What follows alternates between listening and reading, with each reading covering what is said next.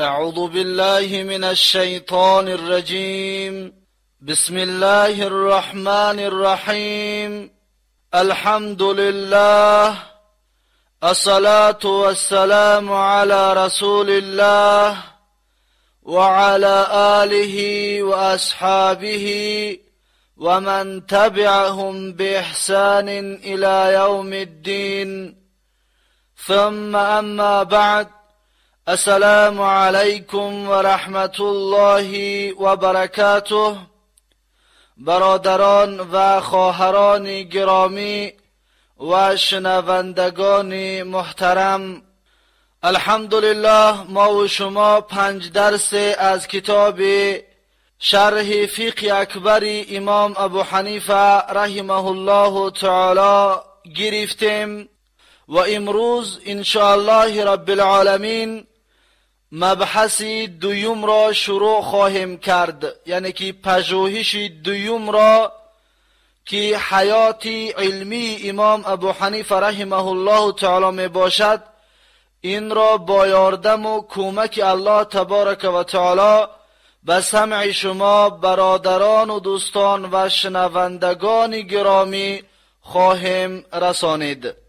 عبدالرحمن خمیس میگوید المبحث الثانی، تحقیق دویم یا پژوهش دویم، حیاته العلمیت، حیات علمی امام ابو حنیفه رحمه الله تعالی، نشأته العلمیت، بوای رسیدن علمی امام ابو حنیفه رحمه الله تعالی، یعنی که امام ابو حنیفه رحمه الله تعالی چی طور علم را گرفتگی هست و با کی علم را دادگی هست.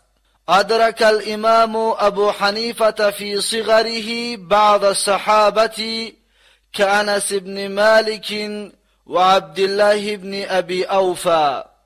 دریافت کرده است امام ابو حنیفه رحمه الله تعالی در خردسالیش بعض صحابه ها را، یعنی که امام ابو حنیفه رحمه الله تعالی در سن خردسالیش بعض صحابه را میگه دیده است، به مثل انس بن مالک و عبدالله بن ابی اوفا را امام ابو حنیفه رحمه الله تعالی میگوید دیده است. و در زیر میارد میگوید حکی القاری عن السیوطی انه قال، حکایت کردگی است امام علی قاری از سیوطی که سیوطی میگوید قال الحافظ ابن حجر، حافظ ابن حجر اسقلانی میگوید ادرک الامام ابو حنیفه جماعه من الصحابه، دیده است امام ابو حنیفه رحمه الله تعالی یک جماعت از صحابه ها را، یعنی که یک گروه صحابه را میگوید امام ابو حنیفه رحمه الله تعالی دیدگی هست. لانه ولد بالکوفه سنة 80 من الهجرة و بها یومئذ من الصحابة عبدالله بن ابی اوفا. میگوید زیرا اینکه امام ابو حنیفه رحمه الله تعالی در کوفه سال 80 هجری تولد شدگی هست. در آن زمان که امام ابو حنیفه رحمه الله تعالی تولد شده بود، از صحابه ها عبدالله بن ابی اوفا بود. فانه مات بعد ذلك باتفاق، هر آینه عبدالله ابن ابی اوفا بعد از سال 80 هجری با اتفاق تمام مورخین از دنیا گذشتگی هست. و بالبصره یومئذ انس بن مالک و مات سنة 90 او بعدها.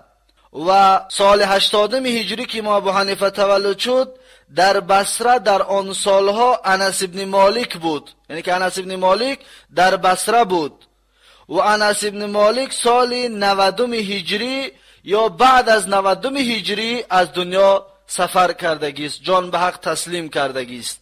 این سخن را همچنین میتوانید در شرح مسند امام ابو حنیفه که امام علی قاری شرحش دادگی است در آن پیدا خواهید کرد. صحیفه 581. و قال ابو اسحاق الشیرازی، و گفته است ابو اسحاق شیرازی. ابو اسحاق شیرازی میگوید کان فی زمانه 4 من الصحابه، در زمان امام ابو حنیفه رحمه الله تعالی 4 تا صحابه بود. یکم صحابه که بود انس ابن مالک، یعنی که انس ابن مالک بود، و دویم صحابه عبدالله ابن ابی اوفا بود، و سیوم صحابه سهل ابن سعد بود، و چهارم ابو طفیل بود. این 4 صحابه میگوید در زمان امام ابو حنیفه رحمه الله تعالی بودند. ولم یأخذ عن احد منهم، و امام ابو حنیفه رحمه الله تعالی از یگان تا اینها حدیث روایت کردگی نیست، یعنی که از یگان تا اینها علم گرفتگی نیست. دیدگی هست میگوید و اما علم گرفتگی نیست. میتونید این سخن رو همچنین در کتاب الطبقات السنیه جلد 1 صفحه 96 پیدایش بکنید. پس این هست که عبدالرحمن خمیس میگوید که امام ابو حنیفه در خردسالیش بعض صحابه را دیدگی است، به مثل انس ابن مالک و عبدالله ابن ابی اوفا. و در دوام عباره میگوید لیکن لم یجد فی حال ترعرعه من یرشده الى الاخذ عنهم، لیکن میگوید کسی پیدا نشد در حال ترعرعه، یعنی که در حال به وای رسیدن امام ابو حنیفه رحمه الله تعالی، یعنی در خردسالیش کسی نبود که امام ابو حنیفه را یرشده، یعنی که راهنماییش بکند الی الاخذ عنهم، برای گرفتن علم از این صحابه ها. یعنی کسی نبود که امام ابو حنیفه را راهنمایی بکند تا اینکه امام ابو حنیفه از این صحابه ها علم بگیرد و روایت بکند. و در ذیل میارد درباره گرفتن علم امام ابو حنیفه رحمه الله تعالی که از صحابه علم نگرفتگی هست. قال سخاوی میگوید و ثنائیات فی الموطأ او الوحدان فی الحدیث الامام ابی حنیفه لكن بسند غیر مقبول اذ المعتمد انه لا روایت له عن احد من الصحابه. سخاوی میگوید ثنائیاتی که در موطأ هست، یعنی که آن روایت هایی که بین امام ابو حنیفه و بین پیامبر 2 راوی هست، اونهایی که میگوید از امام ابو حنیفه در موطأ آمدگی است، او الوحدان یا یکتگی که هست، یعنی که امام ابو حنیفه از صحابه از پیامبر روایت کردگی باشد، در بین امام ابو حنیفه بین پیامبر یک راوی باشد، اونهایی که میگه در موطأ هست از حدیث امام ابو حنیفه آمدگی هست این طور روایت ها، لیکن بسند غیر مقبول، لیکن سندش قبول نیست، یعنی که اون حدیث ضعیف است. اذ المعتمد انه لا روایت له عن احد من الصحابه، چون که معتمد و باوری همین است که امام ابو حنیفه رحمه الله تعالی از کدام از صحابه چیزی روایت کردگی نیست. یعنی روایتایی میارن که امام ابو حنیفه از صحابه شنیده است و صحابه از پیامبر روایت کردگی هست، بین پیامبر و بین صحابه 2 راوی باشد، اینها صحیح نمی باشند، زیرا اینکه امام ابو حنیفه رحمه الله تعالی از یگان صحابه علم گرفتگی نیست. میتونید در این باب کتاب فتح المغیب را ببینید، جلد 1 صفحه 11 بیانش کردگی است. و همچنین میگوید وقد ادعا القاری روایت ابی حنیفه عن الصحابه و عن مسنداته عن صحابه قد بلغت 50 حدیثا. و چنانه که میگوید دعوا کردگی است امام علی قاری که امام ابو حنیفه از صحابه روایت کردگی است و مسنداتی که از صحابه روایت کردگی است، یعنی که سندها یا حدیثایی که از صحابه روایت کردگی است، میگوید قد بلغت 50 حدیثا، 50 حدیث میگوید امام ابو حنیفه رحمه الله تعالی روایت کردگی هست. میتونید در این باب شرح مسند امام ابو حنیفه را صفحه 582 را ببینید، با تفصیل معلومات پیدا خواهید کرد. و در دوام عباره میگوید فاشتغل بالتجارة فی ثياب الخز و توسع فی ذلك. و امام ابو حنیفه رحمه الله تعالی پس مشغول بود با تجارتی در لباسهای خز، چطوری که ما و شما در سال گذشته بیان کردیم که لباسهای خز لباسهای آماده شده از پشم و از ابریشم، یا که با لباسهایی که آماده شده از ابریشم می باشد اون را خز میگویند. امام ابو حنیفه رحمه الله تعالی مشغول بود با تجارتی این طور لباسها و توسع فی ذلك. و امام ابو حنیفه پهن میکرد و وسیع میکرد در این تجارتش، یعنی که مشغول به تجارت بود. حتی کان له دار کبیرة لعمل الخز، حتی برای امام ابو حنیفه رحمه الله تعالی یک داری بسیار بزرگ برای انجام دادن یا برای تیار کردن این لباس ها بود. یعنی که امام ابو حنیفه رحمه الله تعالی یک شرکت داشت یا یک کارخانه کلان داشت که در اونجا این لباس ها را آماده میکردند. و عنده صناع و اجراء و در نزد امام ابو حنیفه رحمه الله تعالی، در زیر دست امام ابو حنیفه رحمه الله تعالی صناع بود، یعنی بافنده ها و اجرا در زیر دستش مردم کار میکردند. و مکث على هذه الحال الى ان قید الله له الامامه الشعبیه. و امام ابو حنیفه رحمه الله تعالی در همین حال باقی ماند، یعنی که انتظار بود در همین حالش. الى ان قید الله له امام شعبیه، تا اونی که الله سبحانه و تعالی مهیا گردانید یا مقرر گردانید الله سبحانه و تعالی امام شعبی را برای امام ابو حنیفه رحمه الله تعالی.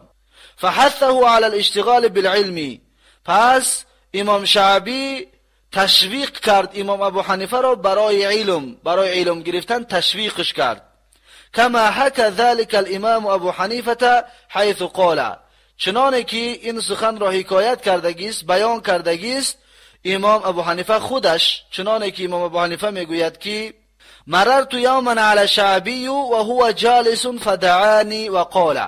امام ابو حنیفه میگوید گذشتم، میگوید روزه به پیش شعبی که اون شعبی در یک جای نشسته بود، فدعانی، پس میگوید مرا فریاد کرد و قال و گفت، امام شعبی گفت الی من تختلفو، گفت با کی هم نشینی داری یا با کی رفت و آمد داری؟ فقلتو، امام ابو حنیفه میگوید گفتم که اختلفو الی سوقی، یعنی که هم نشینی دارم یا رفت و آمد دارم با بازار یا به سوی بازار، یعنی که بازار نشین هستم. و سمیت له استاذی، و میگوید نام استازم را برای امام شعبی گفتم. فقال، میگه پس امام شعبی گفت الم اعنی اختلاف الی السوقی، میگه گفت که قصد ندارم، یعنی که قصد من این نیست که، یعنی که قصد من بازار نبود. عنیت اختلاف الی العلماء، یعنی که قصد من میگوید هم نشینی تو با عالم ها بود که با کدام عالم ها هم نشینی داری، با کدام عالم ها رفت و آمد داری. امام شعبی میگه سخنش را با توضیحتر و واضحتر بیان کرد. فقلت له، پس امام ابو حنیفه میگوید برای امام شعبی گفتم انا قلیل الاختلاف الیهم، من میگوید خیلی کم هم نشین هستم با عالم ها، یعنی که با عالم ها کم هم نشینی دارم. فقال لی، پس میگوید امام شعبی برایم گفت که لا تفعل و علیک بالنظر فی العلم و مجالسه العلماء. میگه امام شعبی گفت که امام ابو حنیفه این کار را نکن، و علیک بالنظر فی العلم، و تو باید مشغول به علم بشوی، و مجالسه العلماء، و با عالم ها هم نشینی باید داشته باشی. پس میگه امام شعبی باز گفت که فانی ارى فیک یقظه و حرکه، گفت هر آینه من در تو ای امام ابو حنیفه یک بیداری و یک حرکت های عجیب میبینم، یک حرکت های خوب میبینم از زیرکی و چالاکیت. پس ای امام ابو حنیفه رحمه الله تعالی تو مشغول به علم و هم نشین با عالم ها باش. قال، امام ابو حنیفه رحمه الله تعالی میگوید فوقع فی قلبی من قوله فترکت الاختلاف الى السوق، پس میگوید واقعش چیزی در دل من، یعنی که سخن امام شعبی میگه در دل من جای گرفت، فترکت الاختلاف الى السوق، پس میگه ترک کردم بازار نشینی را. و اخذت فی العلم فنفعنی الله بقوله، و میگوید مشغول شدم به علم گرفتن و علم را گرفتم، فنفعنی الله بقوله، پس الله تبارک و تعالی فایده رسانید برای من با سخن امام شعبی. این هست سخن امام ابو حنیفه رحمه الله تعالی، یعنی که سببی مشغول شدن امام ابو حنیفه رحمه الله تعالی به علم، به دانش، این امام شعبی می باشد که نصیحت اون را قبول کرد و مشغول شد برای علم گرفتن. و در ادامه بالا شیخ عبدالرحمن خمیس میگوید که و یظهر انه استمر فی تجاراته بعد ان اخذ فی طلب العلم و اقبل علیه. عبدالرحمن خمیس میگوید هر آینه آشکار می شود که امام ابو حنیفه رحمه الله تعالی استمر فی تجارته، یعنی که دوام دادگی است در تجارتش، بعد ان اخذ فی طلب العلم، بعد از اونه که مشغول شدگی است به طلب علم، و اقبل علیه، و رو به علم آوردگی هست، و بعد از این هم همچنین میگوید تجارتش دوام دادگی است، یعنی که ترک تجارت نکرده است، هم علم گرفته است و هم تجارت را دوام دادگی است. فهذا قیس بن ربیع یحدث کما روى الخطیب فی تاریخه. پس همین قیس بن ربیع هست که برای ما سخن میکند چنانه که روایت کردگی از خطیب در تاریخش. پیش از آنه که سخن قیس بن ربیع را بخونیم، اولا با قیس بن ربیع شناس میشویم که این کی هست. میگه هو قیس بن ربیع الاسدی. اون قیس بن ربیع اسدی میباشد. ابو محمد الکوفی، ابو محمد کوفی هست. قال عنه ابن حجر. و درباره قیس بن ربیع ابن حجر اسقلانی میگوید که صدوق تغیر لما کبر، یعنی که انسان راستگو بود لیکن تغییر یافت وقتی که پیرانسال شد. ادخل علیه ابنه ما لیس من حدیثه. داخل کردگی است به سخنان قیس بن ربیع فرزندش آن چیزهایی را که از سخنان قیس بن ربیع نیست. فحدث به، پس سخن کردگی هست با همون سخنهای زیادتیه، یعنی که در سخنان پدرش زیادتیهای را جای دادگی هست فرزندش. من السابعتی، و از طبقه هفتم می باشد، یعنی که در طبقه گذاری ابن حجر اسقلانی طبقه هفتم می باشد. مات سنة 64 و 100، و وفات کردگی سال 160 چندمه، یعنی که سال 160 چندم هجریه وفات کردگی است. تقریبا زیاده از 10 سال بعد از امام ابو حنیفه رحمه الله تعالی این شخص وفات یافتگی است. و همچنین قیس بن ربیع از کارگران امام ابو حنیفه رحمه الله تعالی بود، در زیر دست امام ابو حنیفه رحمه الله تعالی کار میکرد. پس قیس بن ربیع برای ما و شما چی میگوید؟ چنانه که خطیب در تاریخش همچنین این قول روایت کردگی است، میگوید انه کان یبعثه بالبضاع الى البغداد. هر آینه میگوید بود امام ابو حنیفه رحمه الله تعالی میفرستاد قیس بن ربیع را با لباسهای تجارتی به سوی بغداد. بضائع یعنی که لباسهای برای تجارت، لباساش میداد برای فروختن و تجارت کردن، به سوی بغداد روانش میکرد. فیشتری بها الامتعه، پس میخرید با همون چیزهای لازمه حیات را، یعنی که از فایده اون تجارتش چیزهای لازمه حیات را امام ابو حنیفه رحمه الله تعالی خریداری میکرد. و یحملها الى الكوفه و یجمع الارباح عنده من سنه الى سنه. و میبرداشت، میگوید اون چیزها را میبود به سوی کوفه. و یجمع الارباح عنده، و فایده ای که از اون تجارتش دریافت میکرد اونها را در نزدش جمع میکرد. من سنه الى سنه، یعنی که از این سال تا سال آینده چقدر فایده ای که میگرفت همه اونها را جمع آوری میکرد.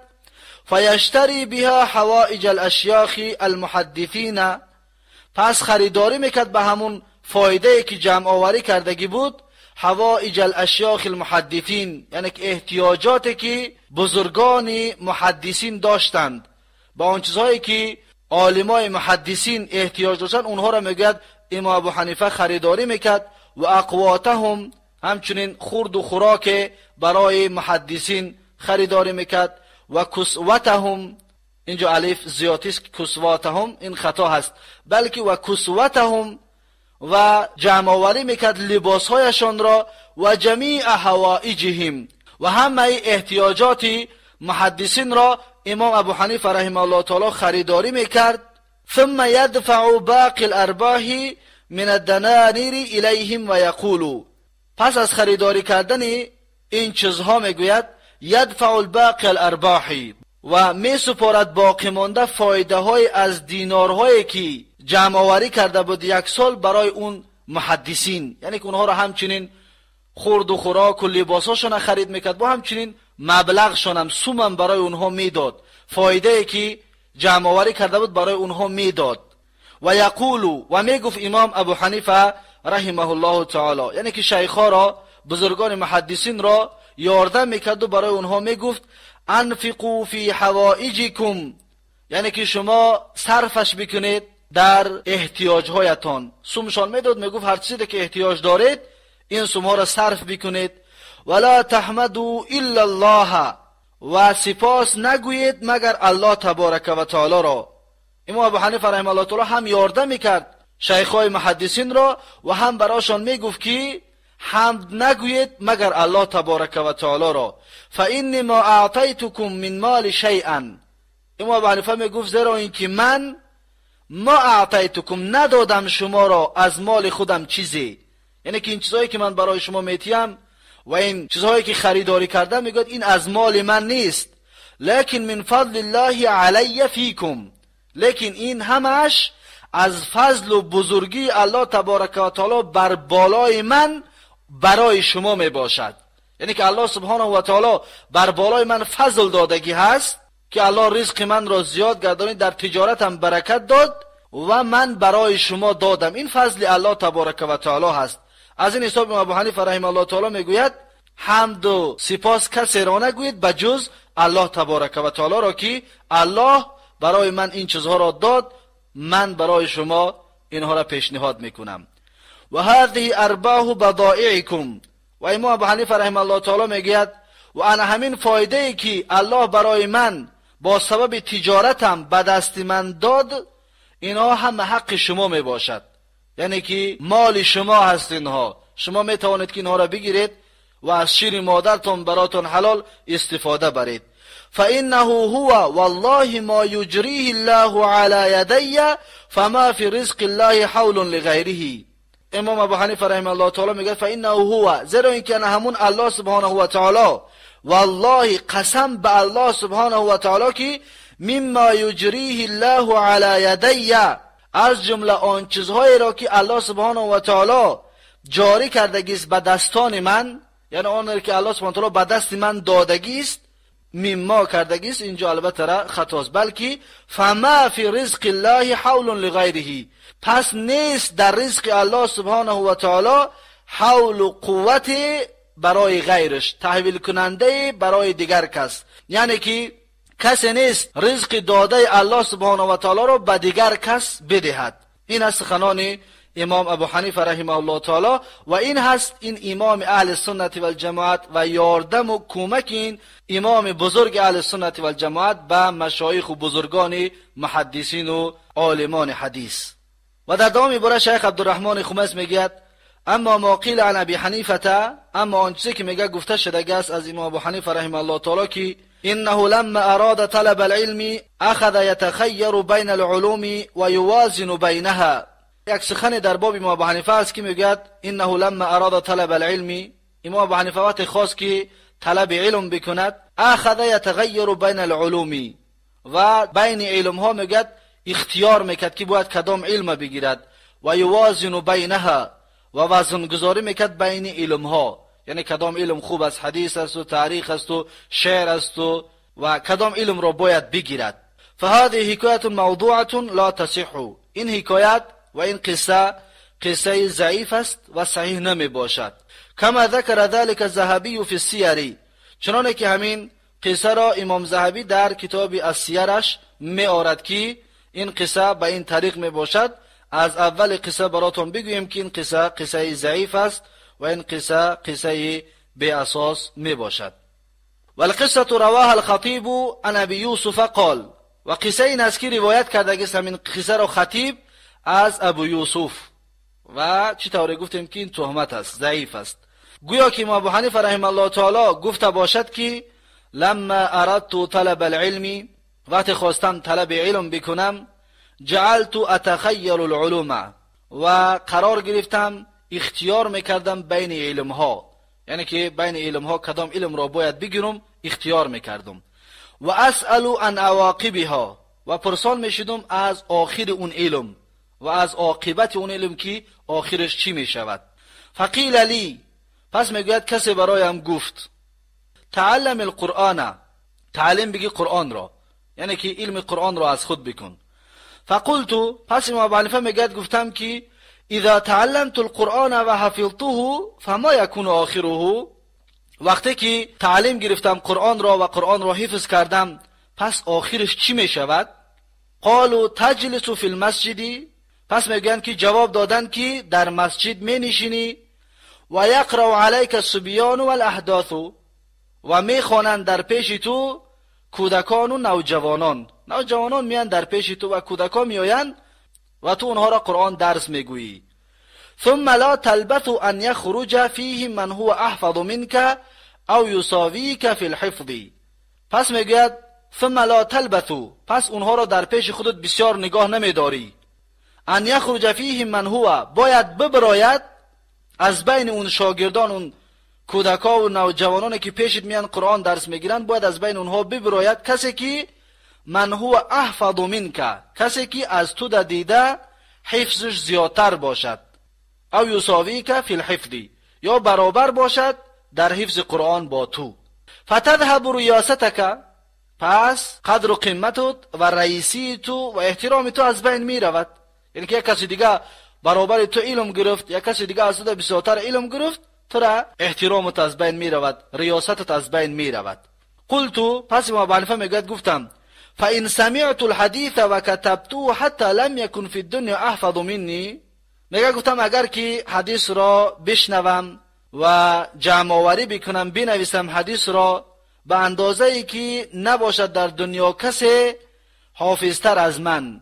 میگه جواب دادن که کبرت و ضعفت حدثت، وقتی که کلانسال شدی، یعنی که موی سفید شدی، سالت که رفت، و ضعفت و ضعیف و ناتوان میشوی، حدثت و سخن میگویی. و اجتمع علیک الاحداث و الصبیان، و جمع میشوند در اطراف تو نوجوانان و کودکان، در اطراف تو جمع میشوند. ثم لا تأمن ان تغلط فیرموک بالکذب، پس تو در امن نیستی ان تغلط، خطا نکنی، البته خطا میکنی، فیرموک بالکذب، پس تو را میپرتاین به کذب، به دروغگویی.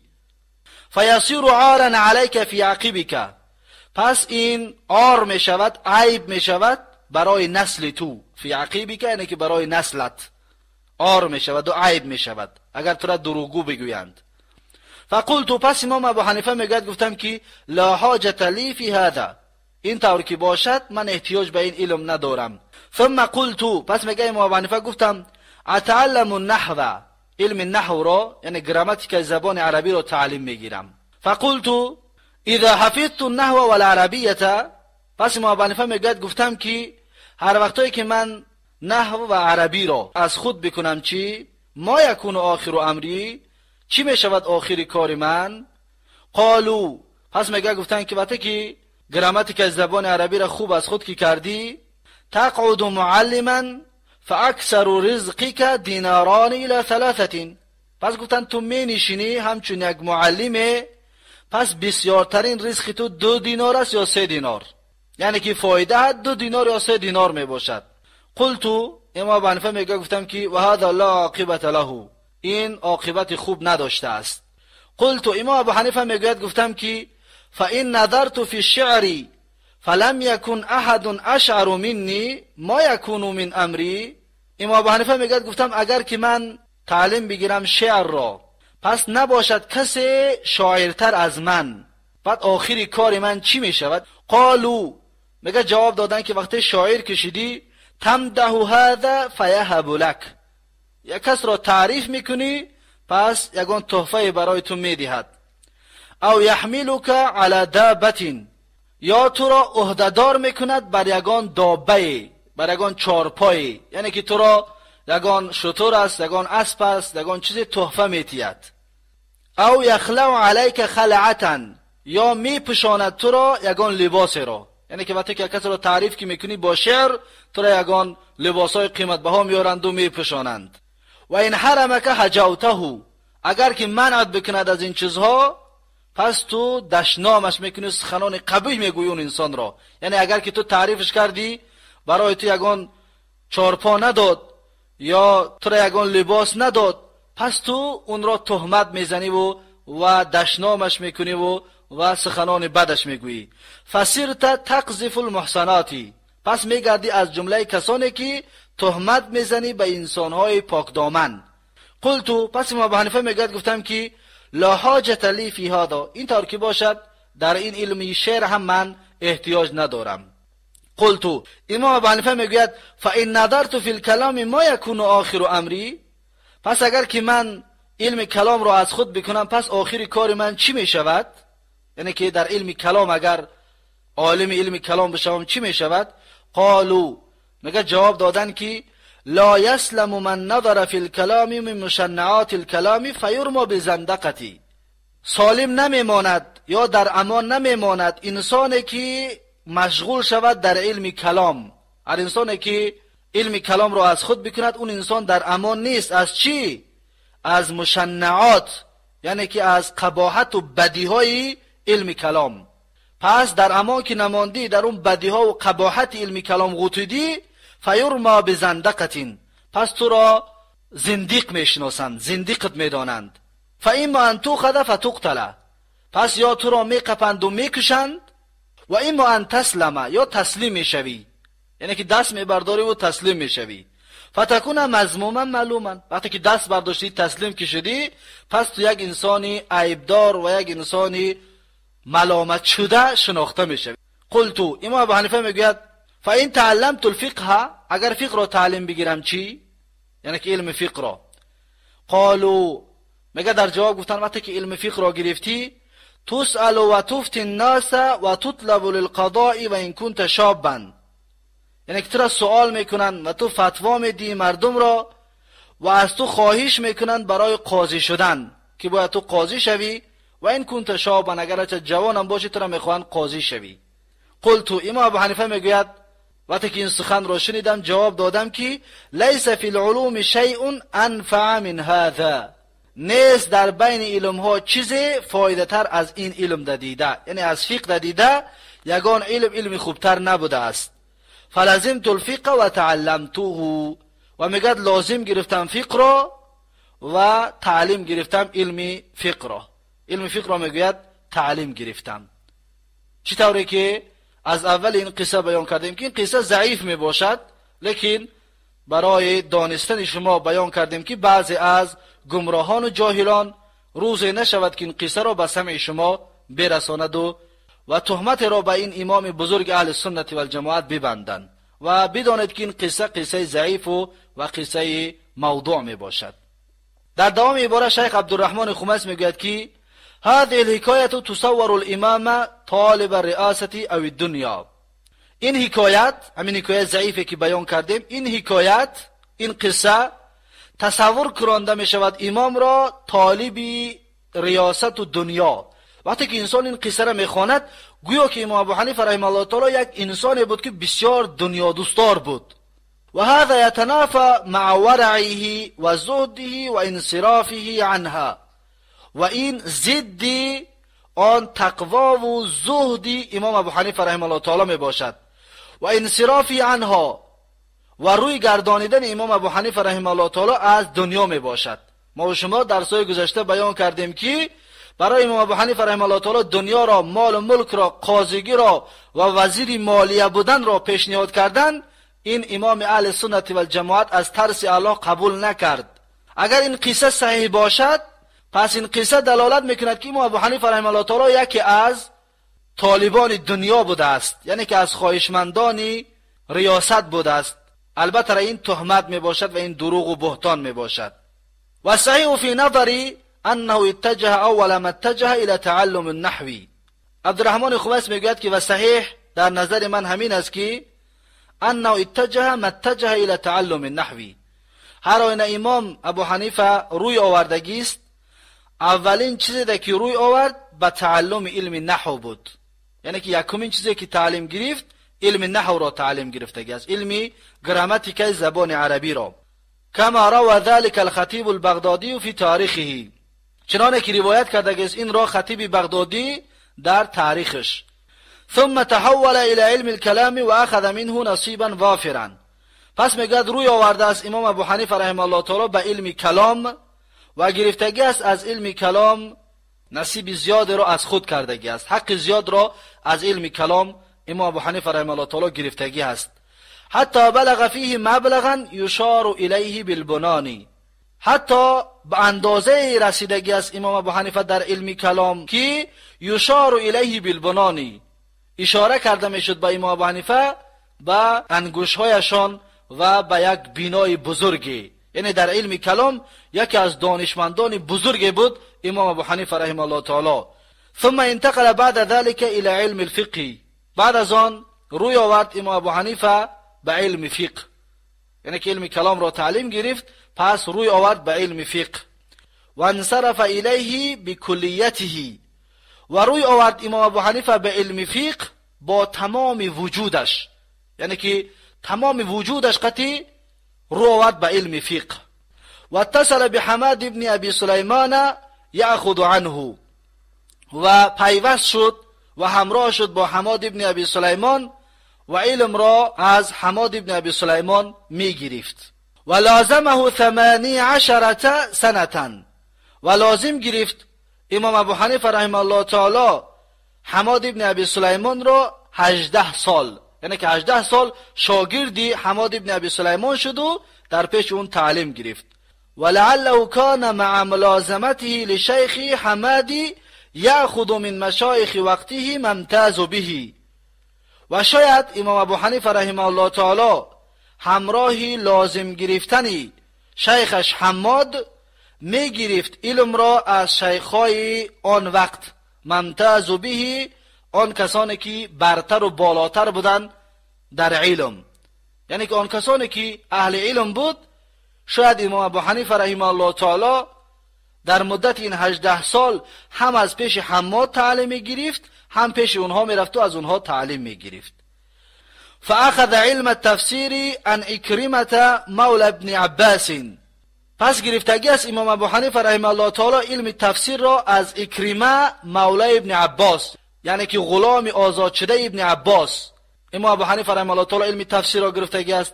و محمد ابن منکدر، و همچنین علم تفسیر را امام ابو حنیفه از محمد ابن منکدر گرفتگی است. این دو استاد امام ابو حنیفه درباره علم تفسیر می باشد که امام ابو حنیفه علم تفسیر را از این دو بزرگوار و همچنین از دیگر بزرگواران گرفتگی هست.